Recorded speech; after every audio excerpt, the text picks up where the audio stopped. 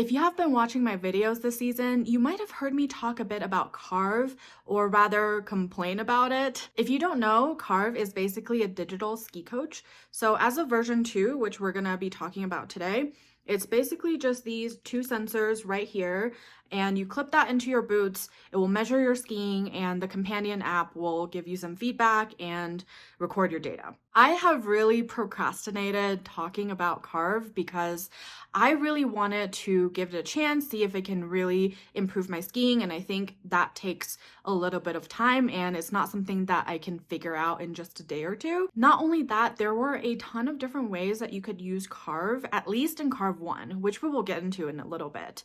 So I just really wanted to fully experience this whole system before I give you guys a full review. But today I was scrolling through the Facebook Carv community and I realized that I just really needed to share some of my thoughts. So this is not really going to be a full review of Carv necessarily, but this is just going to be my first impression of Carv 2, and that includes the hardware and the software. If you're new here, hi, my name is Angelina, and I started skiing almost 4 years ago as an adult. I live in Colorado, and since then I have been skiing quite a bit. I think I have well over 200 days now. I consider myself an intermediate skier, although I do spend a lot of time in advanced or expert terrain here. I really like skiing moguls, anything ungroomed, steeper stuff. So for a very long time, my focus was not on carving at all, and that was just something that I really wanted to change last season, and I started to kind of be a little bit more interested in it, especially since Carv kind of made it more interesting. But it's a really slow process, and I actually was just thinking about it today. I don't think I've really taken any ski lessons that was more focused on how to ski on groomers better, especially more focused on carving. That's kind of where I am if you are not familiar with where I'm coming from skiing wise. But yeah, let's get into talking about Carv 2. Let's start with the hardware. If you're not familiar with V1 had a battery pack that you clip to the outside of your ski boots. It kind of looked like this. It's like very similar form factor, and it had a cord that's connected to the battery pack, and there's like an insert that you put under your insole. So as you can imagine, it's a little bit annoying to get in and out. You have to take your entire insole out to get the insert in. So Carv 2 is quite the improvement with basically just this. They clip onto your ski boots very similarly as Carv 1. Instead of sensing pressure and movement from the inserts under your boot, it uses artificial intelligence to figure out how you're skiing. Obviously, this is like way more convenient and I do like it, but I think it doesn't fit my ski boots as well. I tried to put the sensor right here, which as you can see, it's really close to the buckle. And let me just clip it on and show you. So this is what it looks like. And as you can see, it kind of makes buckling down a little bit challenging sometimes. I have to fiddle with it a lot, and I feel like I can't get everything like super secure. I've also tried to put the sensor right here in the middle, but it makes it really hard to strap down the power strap very well. So I just, try to deal with it being back here. For some reason, it just doesn't fit as well as Carv 1, but that's not like a huge issue or anything. Overall, it's still way more convenient than V1. One of my inserts actually failed at one point and I had to get it warrantied, and to Carv's credit, they sent it to me pretty quickly. The warranty process was really straightforward. That was a really good experience, but I do think that probably encouraged them to develop this way of doing things, because as you can imagine, if there's a cord between the liner and the shell, there's a lot more points of failure, right? So I think this allows them to kind of eliminate this hardware issue a little more. In the box for Carv 2, you also get a split USB-C charger. So now you can charge Carv with USB-C instead of their old proprietary charger. There is a cover here that protects the charging outlet, and it's just rubber. As you can see on this one, it has already broken on this side, which is very concerning for me. I don't know how waterproof this is, but so far I haven't had any problems. I just make sure to cover this really well with my bib pants. But yeah, I had wished that that was a little sturdier. I didn't even notice when I did this, actually. It's just a tiny minor complaint with the hardware, but overall I'm very happy with the hardware. I use the new software with Carv 1 and Carv 2, and as far as I can tell, my scores are very comparable. So I'm assuming that in terms of gathering data and seeing where you are, it's very similar. Okay, now that we've gotten the hardware out of the way, we need to talk about the software. As the Carv 2 hardware came out, Carv also updated their software. My understanding is they also updated their software a year before, but I didn't really notice difference. The year before I wasn't really using Carv, so it didn't really matter to me. But this time when they updated the software, I think they updated the algorithm. And there's obviously a bigger change now because Carv is measuring you in a very different way now that there isn't a pressure sensor under your feet. My score dipped a little bit. I think my top was 144 and now I am down to 138, which I am still nowhere close to that this season yet, but that's my top score from last season after the algorithm change. My only problem is I seem to have lost some data too. I remember I had this day at Beaver Creek where I felt like I did really well and all the scores there are gone for some reason. I'm not really sure what's going on with that. I know some people were upset that their scores were down. They were like, I worked my whole season to get from, let's say, 125 to 135 and now I'm back at 125 again. It's like the season never happened. But if you're one of those people, like, I would just encourage you to think about how, you know, this is just a new scoring system and all your scores are now standardized.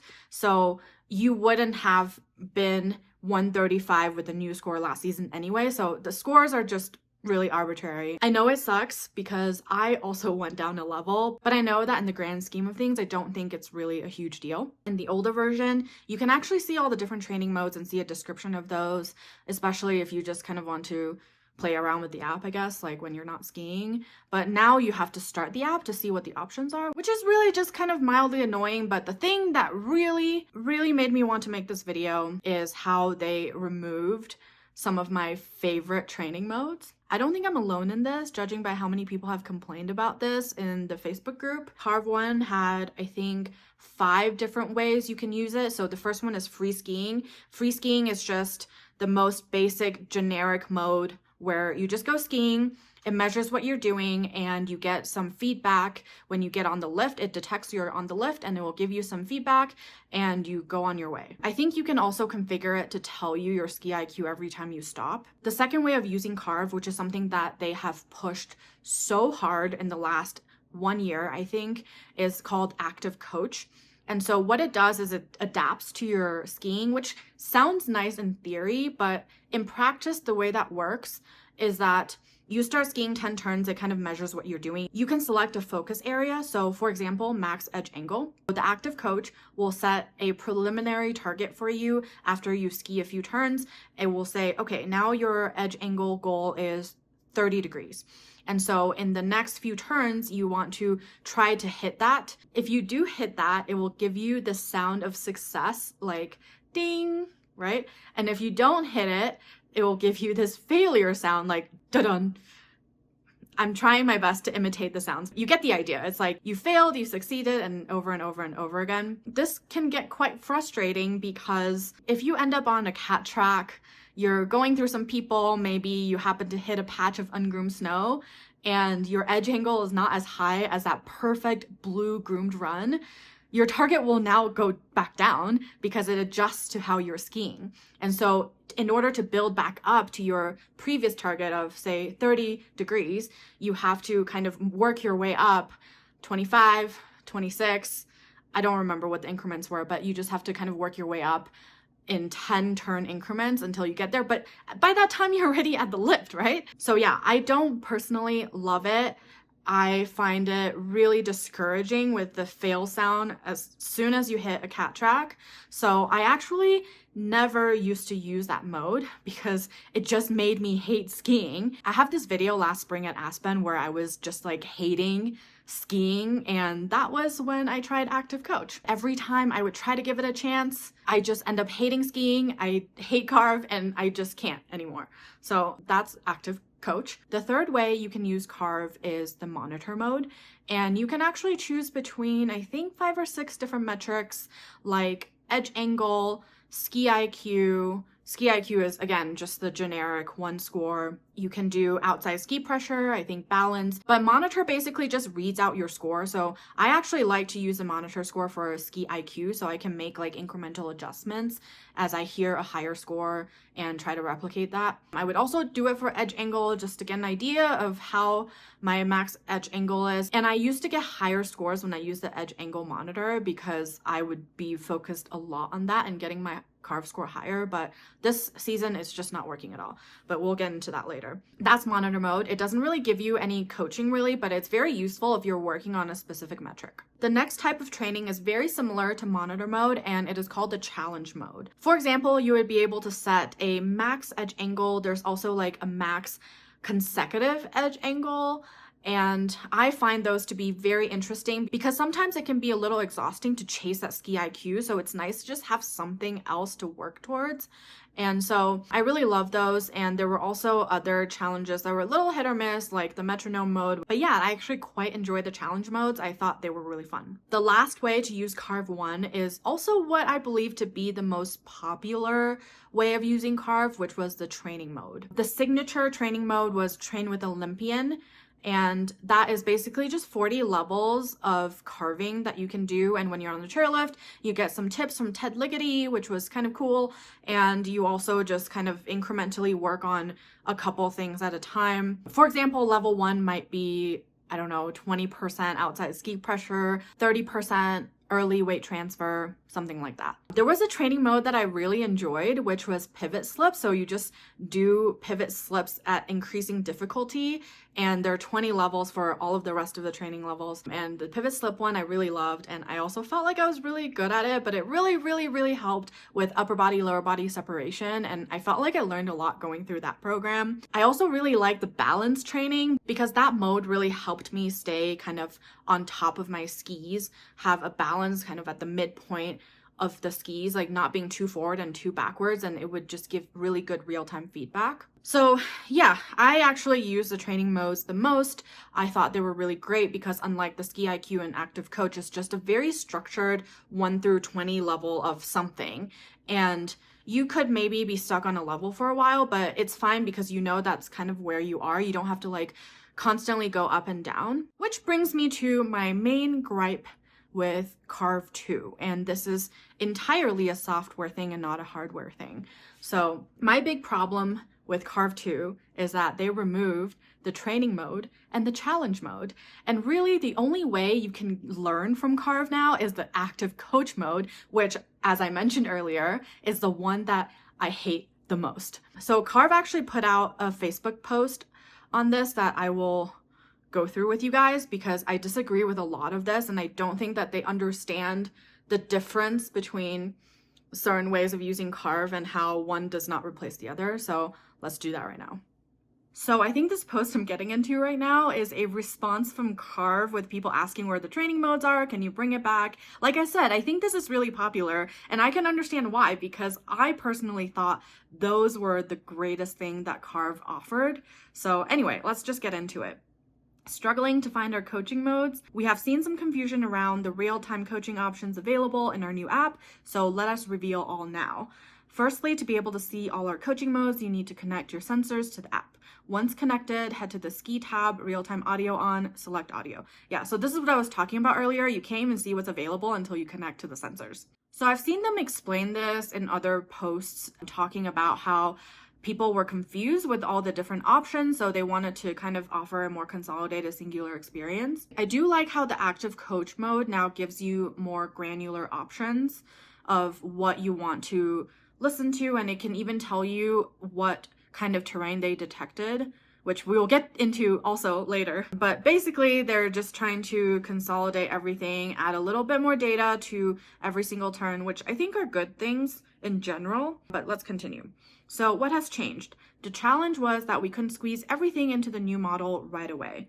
So what has stayed? Ski IQ and tips. So this is the same as free ski in Carv 1, which is just a very lightweight version of Carv where they just tell you the tips on the ski lift. So now you can customize Carv to tell you your achievement every time you stop and give you tips every time you stop instead of waiting until you get on the lift. And this is really useful when you're on a really long run or if you like to stop and take breaks sometimes. So that stuff I'm actually pretty happy with. Okay, let's continue. This is what's new. Ski IQ only. Just get Ski IQ each time you stop. Yeah, I feel pretty neutral about this one. Custom, put together any combination of turn by turn, segment by segment, and lift by lift coaching that you want.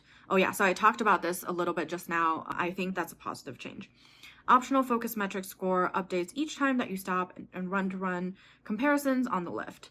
So I guess you can see them run by run, but something about this that I find to be really interesting that Carv doesn't offer, at least I can't figure out how to access on the app. So they give you a score on each run with your max edge angle, your transition weight release, your turn shape, and a bunch of other things.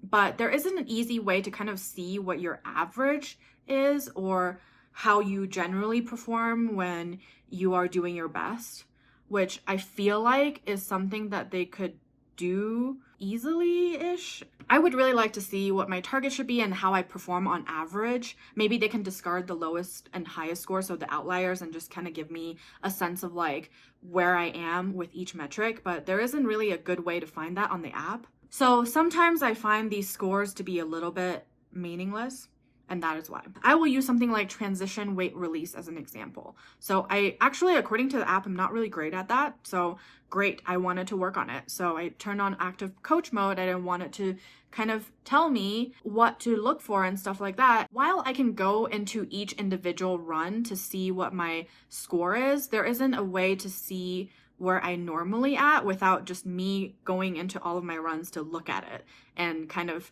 figure it out with my brain, like what number should I go for. And when you have 10 metrics, it's really hard to keep all of that straight in your head. So like you're working on specific things and you're just kind of taking Carv's word for it. And like I mentioned earlier, active coach just adjusts up and down regardless of where you are in your skiing. You might be on a cat track, and so yeah, I'm not doing so well right now. Can you see how just giving you a random number like 44% at the end of a segment isn't necessarily super helpful? I think it would be more helpful if it would say things like, hey, you scored 44%, which is higher than what you normally do, and tell us what that normal number usually is, right? Or even a range. I think that would be really helpful. I swear there used to be a section in the app where you can see something like that, but I just can't find it anymore. Anyway, let's get back to the post. And now we're into this section where they say gone, but not necessarily for good. Train with Olympian. We love this one and Morton's lost, but don't worry, Ted is still part of our team. I think this is kind of interesting for them to say because while it is great that Ted Ligety is still part of the team, I think what the people want is the training modes back. And the training modes are great because it was a structured 40 levels that you can beat, kind of like a video game, right? It's not necessarily 100% about the fact that it is made by Olympian. So even if the active coach mode had a lot of input from Ted, I don't think that necessarily would make us feel better about losing this train with Olympian mode. We have pulled many pieces of this into our new customizable real-time audio. I don't know why they say that because I cannot tell at all. And we're working to pull the rest of the pieces back in for something even better. Okay, that's fair. I look forward to them introducing that, but I do wish that they held off on Carv 2 until they figured this part out, or maybe they just didn't realize how much people love the training modes. Metronome, plan to bring it back. So metronome, I think, was one of the challenge modes, and how it works is I think you start Carv and then you start skiing, I think 10 turns trying to follow a certain rhythm, and then Carv will give you like a metronome beat and you want to try to follow that, so you kind of get into this very consistent rhythm. This was one of those that was kind of cool, but it wasn't really something that kept me entertained for a while. It wasn't something that I wanted to try really hard to get good at, but yeah, I don't know. I guess maybe some people miss it. Drills, barely used due to issues. Plan to bring back better drills. I'm actually not exactly sure what they're talking about. Maybe they're talking about the training modes that are not the Train with Olympian, but I actually really like those, especially the pivot slip. because I think I completed that. So maybe that's why I like it, because I felt actually accomplished by doing that instead of just constantly feeling like, oh my gosh, why can't I improve my ski IQ? It was just something else to make me feel a little bit better, feel like I'm making progress, feel like I'm doing some drills in the meantime while I eventually improve my ski IQ. Challenges: redundant with turn-by-turn monitors. I strongly disagree with this. It is completely different. Monitor is good if you just want to make kind of incremental changes. Let's just use edge angle as an example, okay? I think it's very informative to know what your edge angle is turn by turn, but challenge is distinctly different. And it is so different that in the past, Carv made it a separate category, right? Just imagine the difference in how it might feel between listening to your edge angle every turn and that's just all there is, versus actively trying to beat your record and having someone in the background just recording it and you have this number to look back to. It's a completely different thing. They used to also have this mode, 5 consecutive turn max edge angle, which I think is actually a better way to measure what your max edge angle is, because you need to keep it for 5 turns. You can't just have one outlier. It might just be a bad reading, who knows? That is distinctly different from just a monitor mode. You can only see monitor the same as challenge if you're just keeping track of all these numbers in your head, right? We hope this provides some clarity on what is available and where to find it. We apologize for any confusion around this. Yeah, I appreciate them making a post, and they're actually really responsive in the Facebook community group. And I think if you are someone who uses Carv, I definitely encourage you to join the Facebook group. It is super active. It has 14,000 members, and I don't know, I kind of just like lurking in there and see what other people think. Before we move on to closing thoughts, I want to talk a little bit more about the changes that Carv has made to different terrain. So Carv 1, I think, is very focused on groomed runs only. It did work in ungroomed terrain, and I did feel like the scores went up and down based on how I was feeling like I was skiing. In a lot of ways, I did think it was useful. My scores would overall be lower when I'm on ungroomed runs, but I can see them go up when I'm skiing better. They have been talking a lot about how Carv 2 is now better at sensing different terrain. You can now also have Carv tell you what the terrain they detected was after every segment. So basically every time you stop. And my personal experience with this is that it is almost there, but it's not quite accurate. So far, I've only experienced 3 different versions from Carv. So there's groomed runs, uneven snow, and moguls. And I think my benchmark for what moguls is a little bit lower than Carv. I'm not really sure if that's intentional or if Carv just has a harder time detecting moguls than a human would. So when I'm skiing on uneven snow, I would get groomed run quite often, especially when it's like shallow moguls. And if I can ski around the moguls, then Carv doesn't think it's uneven at all. It just thinks it's a groomed run. I think in order for a run to be considered a mogul run, the moguls have to be quite deep. Carv thinks this is groomed conditions. What the hell? I don't know how much this matters because I feel like my scores for ungroomed runs have been very similar to my scores in the past. I just think that either their threshold is a little bit too high or it's not super accurate. I don't know. So closing thoughts. I know I have been a little complainy, a little negative with this video, but I think a lot of this stems from me actually really appreciating the challenges and the training modes in the past. I think those were the 2 things that really made skiing groomed runs a lot more interesting for me. Active coach, for the most part, has just made me frustrated. I know they added a little bit more to it, but most of it is just, okay, like here are more data points for you, here are a little bit more tips for you, but my primary complaint is still the same. I do appreciate all the customizations you can now do, but I really wish that they would bring back what actually made me use Carv all the time in the past. In fact, I feel like